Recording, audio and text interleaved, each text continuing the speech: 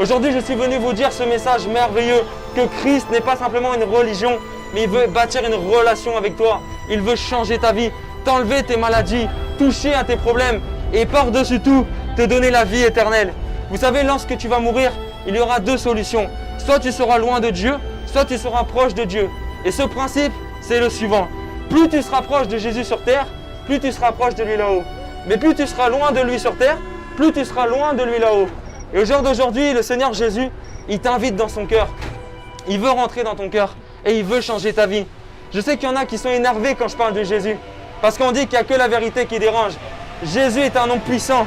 Il est un nom tellement puissant que si tu l'invites dans ta vie, il va tout changer. Il veut t'offrir la vie éternelle. La Bible déclare dans le livre de Jean, l'évangile selon Jean, chapitre 3, verset 16.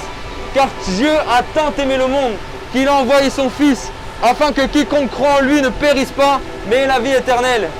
Après, c'est écrit, Dieu n'a pas envoyé son Fils pour juger, mais pour que le monde soit sauvé. Je sais que tu as peur de la mort. Il y a deux peurs en France. Il y a une étude qui a été faite. Les deux peurs les plus connues, c'est de parler en public, comme je fais, et de mourir. Ce sont les deux peurs les plus connues. Parler en public, ça fait peur. Mais mourir également, ça fait très peur.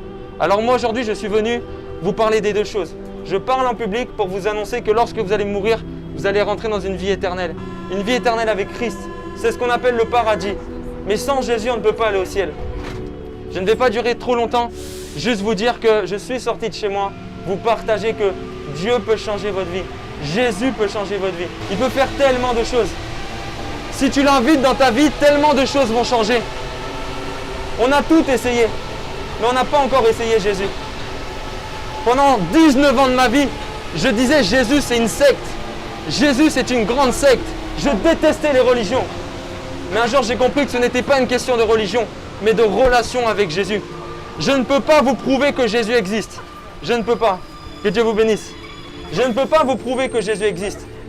Mais Jésus, vous pouvez le rencontrer. Vous savez, les gens disent souvent, Jésus n'existe pas parce que la science prouve le contraire. J'aimerais vous dire, la science est biblique. Dieu aime la science, Dieu aime l'intelligence, Dieu aime les études. Mais des fois, il y a des choses qu'on ne comprend pas. On ne peut pas comprendre le cerveau humain. Le cerveau humain est trop intelligent. Lorsqu'on sort de la science, on rentre dans la parole de Dieu. Comment Dieu a créé l'humanité? J'aimerais vous expliquer cela. Il t'a créé, il t'a façonné, il t'aime. Jésus t'aime, il te cherche. Sa création le fuit. Il te cherche, il veut changer ta vie. Je sais qu'il y a des divorces en France, il y en a eu énormément durant le temps de confinement. Jésus peut restaurer ton mariage. Il suffit que tu l'invoques, tu dises « Jésus, j'ai entendu parler de toi. Je sais que tu peux changer ma vie. » J'étais un homme très timide.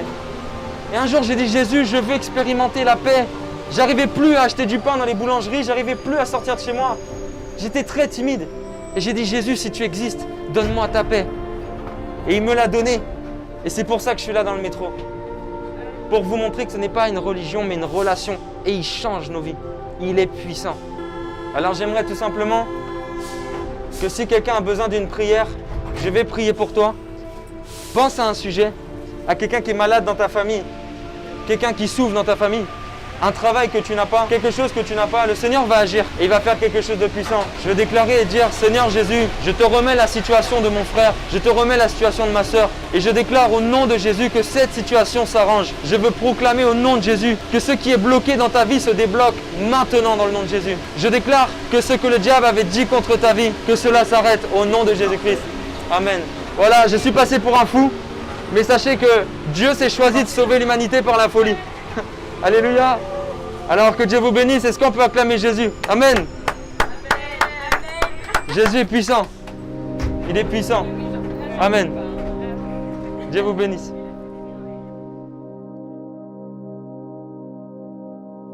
Donc voilà, on vient de terminer par la grâce de Dieu. On a évangélisé, ça s'est super bien passé. Donc les gens écoutaient, les gens regardaient.